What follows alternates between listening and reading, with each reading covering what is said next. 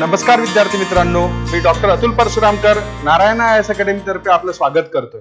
बघा की मागे आपण भारतीय राज्यघटनेच्या अनुसूच्या म्हणू किंवा परिशिष्ट त्यांच्यावर आपण व्हिडिओ बनवलेला होता आणि नुकतीच झालेली कंबाईनची गटकची परीक्षा जी आहे त्याच्या पूर्व परीक्षेमध्ये त्याच्यातनं प्रश्न एक विचारलेला होता।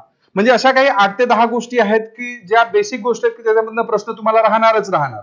जसा नजीकच्या काळातल्या घटना दुरुस्त्या, तर घटना दुरुस्त्यावर आज आपण चर्चा करणार आहोत। आतापर्यंत 106 घटना दुरुस्त्या झालेल्या आहेत आणि त्याच्यामध्ये बघा की नजीकच्या काळातल्या म्हणजे 100 ते 106 चर्चा करण्यापेक्षा 95वी घटना दुरुस्ती 106 घटना दुरुस्ती आपल्याला पाठांतर करायचं आहे।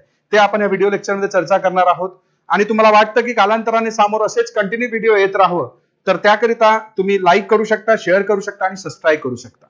बघा की 95 ते 106 घटना दुरुस्ती चर्चा करत असताना घटना दुरुस्तीची तरतूद आपण कुठल्या देशाकडनं घेतलाय ही जे महत्वाची जो प्रश्न बनवला जाऊ शकतो हा तर दक्षिण आफ्रिकेकडनं।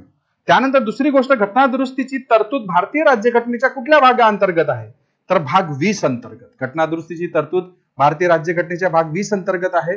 तिसरं म्हणजे भारतीय राज्यघटनेतील घटना दुरुस्तीची तरतूद कोणत्या कलमाअंतर्गत देण्यात आली आहे तर कलम किती तर 368 368 आणि 3 पद्धतीने घटना दुरुस्त्या करू शकता। एक साधारण बहुमत, दुसरं विशेष बहुमत आणि तिसरं विशेष बहुमत अधिक राज्यांची संमती।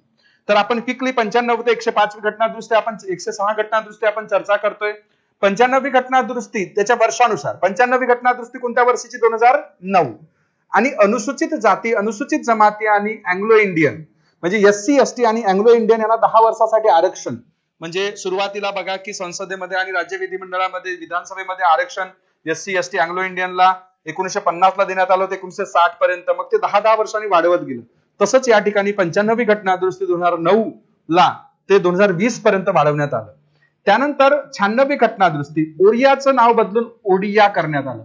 आता हे ओरियाचं नाव बदलून ओडिया करण्यात आलं आपण म्हणतोय तर बघा की भारतीय राज्यघटनेअंतर्गत आपण ज्यावेळेस बघा की अनुसूची आपण चर्चा करतो। पहिली अनुसूची म्हणते राज्य व केंद्रशासित प्रदेशांचे नावे आणि विस्तार आणि त्याचबरोबर 8व्या अनुसूची अंतर्गत भाषा देण्यात आलेल्या आहेत। तर ह्या 96व्या घटना दुरुस्तीने ओरिया भाषेचं म्हणजे ओडियामध्ये रूपांतर केलं आणि ओरिसा राज्याचं नाव ओडिशा म्हणजे 2 परिशिष्टामध्ये किंवा 2 अनुसूच्यामध्ये दुरुस्ती करण्यात आली। पहिली अनुसूची ज्याला आपण म्हणतो राज्य व केंद्रशासित प्रदेशांचे नावे आणि विस्तार आणि 8वी अनुसूची आपण ज्याला म्हणतो त्याच्या अंतर्गत काय देण्यात आलं तर घटनात्मक भाषा किंवा अधिकृत भाषा, त्यामध्ये ओरिया भाषाचं नाव ओडिशा करण्यात आलं। त्यानंतर आपण या ठिकाणी चर्चा करतो सहकारी संस्था। 97वी घटना दुरुस्ती 2011 ची महत्वाची आहे सहकारी संस्थाविषयी। सहकारी संस्थाविषयी ही जी घटना दुरुस्ती आहे या घटना दुरुस्तीमध्ये लक्षात ठेवायचं आहे सहकारी संस्था स्थापन करणे हा आपला मूलभूत हक्क बनवण्यात आला।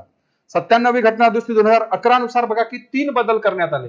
एक बघा की भारतीय राज्यघटनेअंतर्गत नवीन भाग समाविष्ट करण्यात आला तो म्हणजे 9ब भाग 9ब ज्याच्यामध्ये 243 ZH ते 243 ZT पर्यंत आर्टिकल्स ऍड करण्यात आले नव्याने। जसं भाग 9 म्हणतो आपण, तुम्ही कमेंट बॉक्स मध्ये टाकू शकता भाग 9 अंतर्गत काय तरतूद आहे, भाग 9अ अंतर्गत काय तरतूद आहे, तसंच भाग 9ब हे नवीन भाग आपल्या भारतीय राज्यघटनेअंतर्गत समाविष्ट करण्यात आला। भारतीय राज्यघटनेचा भाग 3 आहे मूलभूत हक्काविषयी। तर भाग 3 अंतर्गत 19 कलम आहे, तर 19 क या कलमाअंतर्गत सहकारी संस्था स्थापन करणे हा आपला मूलभूत हक्क बनला। म्हणजे संघटना स्थापन करण्याचा अधिकार जो आपल्याला देण्यात आलेला आहे तर सहकारी संस्था स्थापन करणे हा आपला मूलभूत हक्क बनवण्यात आला 19 क या कलमाअंतर्गत भाग 3 19 क। त्यानंतर भारतीय राज्यघटनेच्या भाग 4 अंतर्गत मार्गदर्शक तत्वांची तरतूद देण्यात आलेली आहे।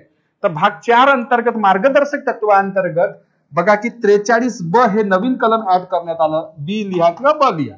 43ब हे कलम नवीन ऍड करण्यात आलं की राज्य संस्थेने किंवा सरकारला मार्गदर्शक तत्व देण्यात आले आहे की सहकारी संस्था स्थापन करण्याकरिता पुढाकार किंवा प्रमोट करावं। तर हे झालं 97वी घटना दुरुस्ती 2011 ची।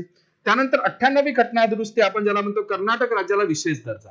कर्नाटक राज्याला विशेष दर्जा आपल्या देशांतर्गत आपल्या घटनेअंतर्गत भाग 21 अंतर्गत विविध राज्यांना विशेष दर्जा देण्यात आलेला आहे। जसं कलम 370 अंतर्गत जम्मू काश्मीर साठी होतं, 371 अंतर्गत महाराष्ट्र आणि गुजरात साठी तरतूद आहे। तर या राज्यामधला काही असा एक विशेष क्षेत्र आहे की त्याच्याकडे विशेष लक्ष द्यायची गरज आहे। त्या राज्याच्या गव्हर्नरला राज्यपालांना विशेष अधिकार देण्यात येईल त्या क्षेत्राच्या विकासासाठी काही तरतूद करण्यासाठी, म्हणून अशा राज्यांना विशेष राज्याचा दर्जा देण्यात येतो। आणि कर्नाटक मधला हैदराबाद कर्नाटक वाला भाग आहे हैदराबाद कर्नाटकावाला जो भाग आहे, 8 जिल्हे आहेत जे पर्जन्य छायेच्या भागामध्ये येतात. त्या भागासाठी कर्नाटक राज्यामध्ये विशेष तरतूद करण्यात आली आणि त्यासाठी 371 जे हे भारतीय राज्यघटनेअंतर्गत नव्याने कलम समाविष्ट करण्यात आलं. तर कर्नाटकला विशेष दर्जा देण्यात आला 98व्या घटनादुरुस्ती 2012 नुसार. मग क्विकली 99वी घटनादुरुस्ती राष्ट्रीय न्यायालय नियुक्ती आयोग, जसं सर्वोच्च न्यायालयाचे जजेसची नियुक्ती आता रिसेंटली जजेसची नियुक्ती करण्यात आलेली आहे. तर सर्वोच्च न्यायालयाचे जजेसची जे नियुक्ती केल्या जातं त्यासाठी कॉलेजियम सिस्टम आहे, म्हणजे चीफ जस्टिस ऑफ इंडिया आणि 3 सिनियर मोस्ट जजेस 4 मिळून त्यांची नेमणूक करतात. त्यासाठी भारत सरकारने घटनादुरुस्ती करून NJAC एनजॅक म्हणतात, म्हणजे राष्ट्रीय न्यायालय नियुक्ती आयोग आणण्यात आला होता, जो 2014 मध्ये आणला होता, परंतु त्याला रद्द केलं सुप्रीम कोर्टाने ही घटनादुरुस्ती. मग 100वी घटनादुरुस्ती भारत बांगलादेश सीमा विवाद. भारत बांगलादेश सीमा विवाद बघा की 1971 ला बांगलादेशची निर्मिती झाली. 1974 पासून म्हणजे 73चा इंदिरा मुजीब अकॉर्ड होता, तर 74 पासून जो पेंडिंग असलेला जो विषय होता तो या ठिकाणी सॉल्व्ह करण्यात आला. भारत बांगलादेश सीमा विवाद 2015ची 100वी घटनादुरुस्ती. तर क्विकली 95वी घटनादुरुस्ती SC/ST अँग्लो इंडियन, 96वी घटनादुरुस्ती ओरिया बिकम ओडिया, 97वी घटनादुरुस्ती सहकारी संस्था, 98वी घटनादुरुस्ती कर्नाटक राज्याला विशेष दर्जा, 99वी घटनादुरुस्ती राष्ट्रीय न्यायालय नियुक्ती आयोग, 100वी घटनादुरुस्ती भारत बांगलादेश सीमा विवाद. मग 101वी घटनादुरुस्ती अत्यंत महत्वाची आहे, कित्येक वेळा याच्यावर तुम्हाला प्रश्न पाहायला मिळाला असेल. 101वी घटनादुरुस्ती GST stands for goods and service tax, वस्तू आणि सेवा कर. आता हे GST आपण ज्याला म्हणतो वस्तू व सेवा कर आपण म्हणतो, ह्या वस्तू व सेवा कराविषयी जे त्या ठिकाणी देण्यात आलेली घटनादुरुस्ती म्हणजे 101वी घटनादुरुस्ती.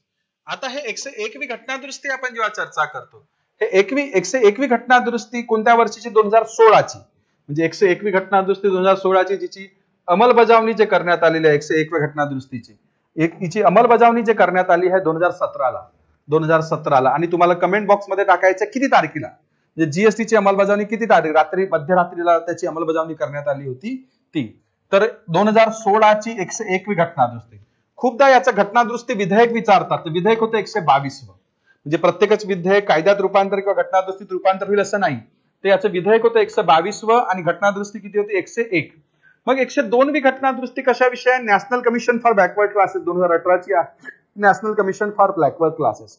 आता national commission for backward classes, राष्ट्रीय मागासवर्गीय आयोग, हा आयोग ऑलरेडी होता इतर मागासवर्गीयांसाठी, त्याला घटनात्मक दर्जा देण्यात आला. विविध आयोग आहेत, त्याच्यापैकी 3 आयोग घटनात्मक आहेत, SC, ST आणि बॅकवर्ड क्लासेस. हे 3 आयोग घटनात्मक आहे आणि यांचं कलम लक्षात ठेवायचं. 338 अ अंतर्गत नॅशनल कमिशन फॉर SC, 338 ब अंतर्गत नॅशनल कमिशन फॉर ST आणि 338 अंतर्गत नॅशनल कमिशन फॉर SC, 338 ए अंतर्गत नॅशनल कमिशन फॉर ST आणि 338 बी अंतर्गत national commission for backward classes. त्यानंतर 103वी घटनादुरुस्ती EWS साठी 10% आरक्षण. त्यानंतर 104वी घटनादुरुस्ती परत SC/ST साठी अँग्लो इंडियन जे होतं, तुम्हाला आठवत असेल 95व्या घटनादुरुस्ती अंतर्गत ते अँग्लो इंडियन हटवण्यात आलं आणि 104व्या घटनादुरुस्तीनुसार फक्त SC आणि ST ला समोर 10 वर्षासाठी म्हणजे 2030 पर्यंत संसदेमध्ये परत आरक्षण देण्यात आलं. 105वी घटनादुरुस्ती सामाजिक आर्थिक मागास घटक, ज्याला SEBC म्हणण्यात येतं. SEBC आपण म्हणतो सामाजिक आर्थिक मागास घटक आपण ज्याला म्हणतो. तर आपल्या देशातील कोणत्या राज्यातील कुठला समुदाय जो आहे हा सामाजिक आर्थिक घटकात मोडतो आणि त्याला आरक्षणाची वगैरे तरतूद करता येऊ शकते, याचे अधिकार सुप्रीम कोर्टाने राज्याला बहाल केले होते. तर या घटनादुरुस्तीनुसार ते अधिकार परत केंद्राकडे घेण्यात आले. सोशली इकॉनॉमिकली बॅकवर्ड क्लासेस ठरविण्याचा अधिकार राष्ट्रपतीला किंवा केंद्राला त्यानंतर 104व्या घटनादुरुस्तीनुसार 105व्या घटनादुरुस्तीनुसार देण्यात आला, 2021 ची आहे. आणि शेवटची म्हणजे 106वी घटनादुरुस्ती 2023 ची, ते म्हणजे महिला आरक्षण. आणि ह्या विधेयकाचं नाव होतं, खूप सुंदर नाव देण्यात आलं होतं, नारी वंदना. तर बघा कमेंट बॉक्स मध्ये त्याचं विधेयकाचं व्यवस्थित नाव तुम्हाला टाकायचं आहे. तर 106वी घटनादुरुस्ती विधेयक होता 128 आणि 106वी घटनादुरुस्ती 2023 ची महिलांसाठी आरक्षण, म्हणजे आपलं जे संसदे म्हणून किंवा राज्य विधिमंडळामध्ये महिलांसाठी आरक्षण. तर अशा प्रकारे आपण एकूण 106 घटनादुरुस्त्या, 95 ते 106. क्विकली 101वी घटनादुरुस्ती कशाविषयी? GST. 102 national commission for backward classes. 103 आर्थिकरित्या मागास घटक EWS. 104 SC/ST साठी 10 वर्षासाठी आरक्षण 2030 पर्यंत. 105वी घटनादुरुस्ती SEBC socially economically backward classes आणि 106वी घटनादुरुस्ती वुमेन रिझर्वेशन महिला आरक्षण. तर बघा की या ठिकाणी हा घटनादुरुस्ती टॉपिक म्हणजे नजीकच्या काळातल्या घटनादुरुस्ती आपण थांबवतोय आणखी नवीन व्हिडिओ घेऊन येऊ आपण. भारतीय राज्यघटनेचे भाग आपण या ठिकाणी पाठांतर करू. हा व्हिडिओ बघितला त्याबद्दल सगळ्यांचे धन्यवाद आणि तुमच्या पुढील भविष्याकरता खूप खूप शुभेच्छा. थँक्यू.